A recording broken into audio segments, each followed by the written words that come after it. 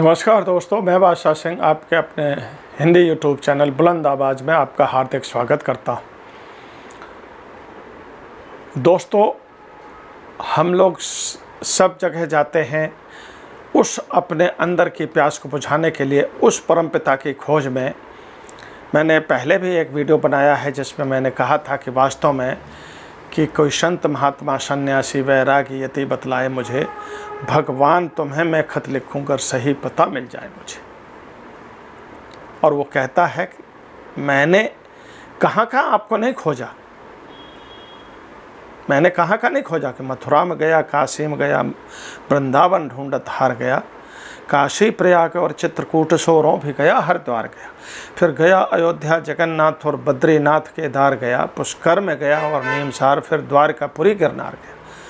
जितने तीर्थ सब ढूंढ गया और भी ढूंढे पर आप कहीं ना पाए मुझे।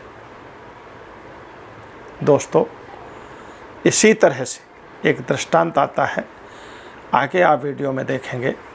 मेरा हमेशा की तरह जो लोग इस वीडियो पर नए हैं, पहली बार इस वीडियो को देख रहे हैं, इस चैनल पर जो नए हैं, उनसे मेरा यही आग्रह है कि चैनल को सब्सक्राइब ज़रूर कर लें, ताकि जब भी मैं ऐसे वीडियो आपकी ज़िंदगी से जुड़े हुए जब अपलोड करूं तो सबसे पहले नोटिफिकेशन आपके पास में पहुंचे।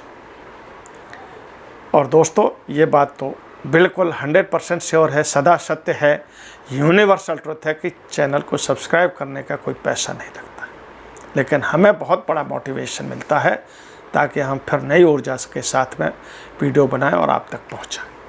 तो दोस्तों, चलते हैं वीडियो में आगे। एक बार का दृष्टांत है कि एक सज्जन, एक भक्त जो थे, वो रामकृष्ण परमहंस के पास में पहुँचे। बुद्ध प्रभु, आप कहते हैं कि मैं पुकारता हूँ तो मेरे को भगवान के दर्शन होते हैं, मैं तो इतनी ज़ोर ज़ोर से पुकारता हूँ, इतनी आदरभाव से पुकारता हूँ, लेकिन मेरे को आज तक दर्शन नहीं हुए। बोलते ऐसा कैसे हो सकता है? तो बोलते आपके परिवार में कौन कौन है? बोलते मैं हूँ, मेरी पत्नी है और 2 बच्चे हैं। बोलते परिवार के मोह को छोड़ करके पुकारो।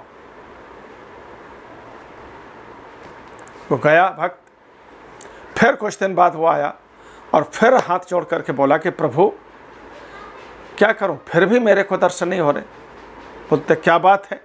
तो आप क्या करते हैं? कि मैं तो आपको पहले ही बताया कि मैं एक कारोबारी हूँ, एक कारोबार करता हूँ। तो बोलते उस लिप्तता से दूर होकर के उन्हें पुकारो, उस कारोबार से, उस धन दौलत से दूर होकर के उन्हें पुकारो। फिर कुछ दिन बाद गया तो बोलते हैं कि फिर भी मेरे को दर्शन नहीं हुए। आप कहते हैं कि बार बार इस तरह से पुकारो, उस तरह से पुकारो, मैं हर तरह से पुकार करके थक गया, लेकिन मेरे को दर्शन नहीं होते हैं। तो बोलते हैं फिर जब तीसरी बार पूछा उन्होंने तो बोलते हैं कि आप कौन हैं? बोलते मैंने तो आपको पहले ही बताया कि मैं एक कारोबारी हूँ, अपना व्यापार करता हूँ और अपने परिवार का पालन पोषण करता हूँ। मेरे बगैर तो मेरा पालन पोषण हो ही नहीं सकता है उस परिवार का, मैं ही करता हूँ, जो कुछ करता हूँ सब कुछ करता हूँ। तब रामकृष्ण जोर से हंसे। रामकृष्ण परमहंस जी ने बोला कि इस मैं को निकाल करके, तब आदर भाव करके, रो करके उसको पुकारो, वो जरूर सुनेंगे। इस मैं को निकाल दो कि मैं ये करता हूँ, मेरा ये है, मैंने ये किया, मैंने वो किया, मैंने वो किया, मेरा ये है, मेरा वो है, मेरा सब कुछ है, मैं नहीं सब कुछ क्यों, मैं ही करता धरता हूँ। इस मैं को निकाल दो। इस मैं को निकाल करके जब तो ये कहोगे आदर भाव से कि जो कुछ करता है तो तू ही तो करता है, तब पुकारो उसको। फिर काफ़ी दिनों तक वो लौट करके ही नहीं आया। रामकृष्ण परमहंस को चिंता हुई।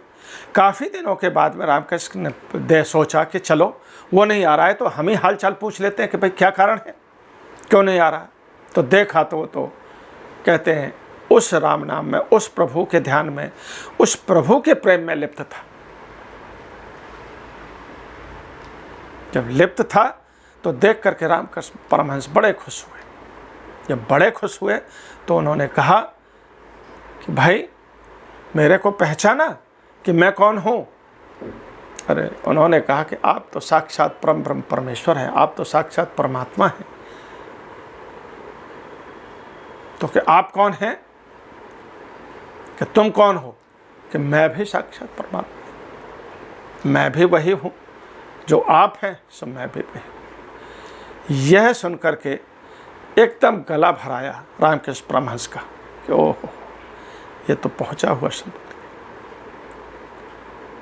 बहुत ही खुश हुए, भाव विभोर हो उठे और उन्होंने अपने गले से लगा लिया।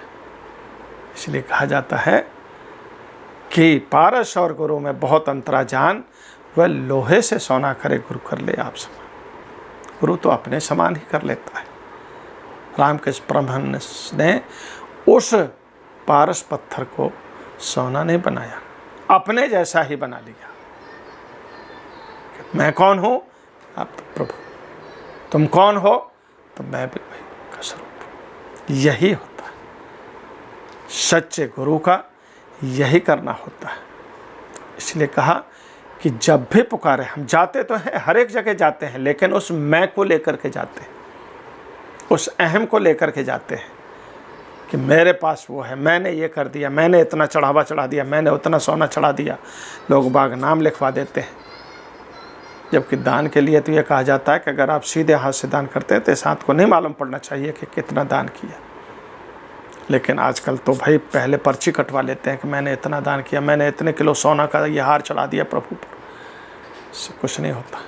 भाव, उस भाव से इस मैं को ही अगर आपने निकाल दिया तो आपने हजारों टन सोना चढ़ा दिया उनके ऊपर, हजारों लाखों करोड़ों रुपए चढ़ा दिए। समझ लो, ये मैं ही तो है जो आपको दूरी रखता है, ये मैं ही तो है जो तू से दूर रखता है।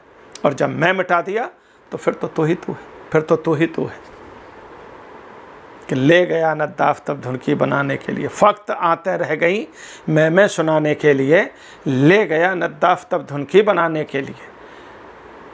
चोट सोटों की पड़ी तब तात यूं भिन्नाने लगी, और मैं के बदले तू ही तू की, तू ही तू की, तू ही तू की धुन सदा आने लगी। तब जा कर के मैं को मिटाओगे, तब तू के दर्शन होंगे। जब मैं को अलग रख करके उसके दर्शन करोगे तो साक्षात दर्शन होंगे। अपने आप को, उस शांति को महसूस करोगे, उस ज्योति को महसूस करोगे, उस प्रकाश को महसूस करोगे, उस परम पिता परमात्मा की परम शांति को महसूस करोगे, जिसमें आनंद ही आनंद है, उसमें कभी दुख नहीं। तो दोस्तों, अंत तक वीडियो देखने के लिए आप लोगों का बहुत बहुत शुक्रिया। और चैनल को, वीडियो अच्छा लगा हो तो चैनल को सब्सक्राइब ज़रूर कर लें और बेल आइकन को दबाना ना भूलें, और दोस्तों के साथ शेयर ज़रूर कर दें। मैं तो इतना ही कहना चाहूँगा। जय हिंद, जय भारत।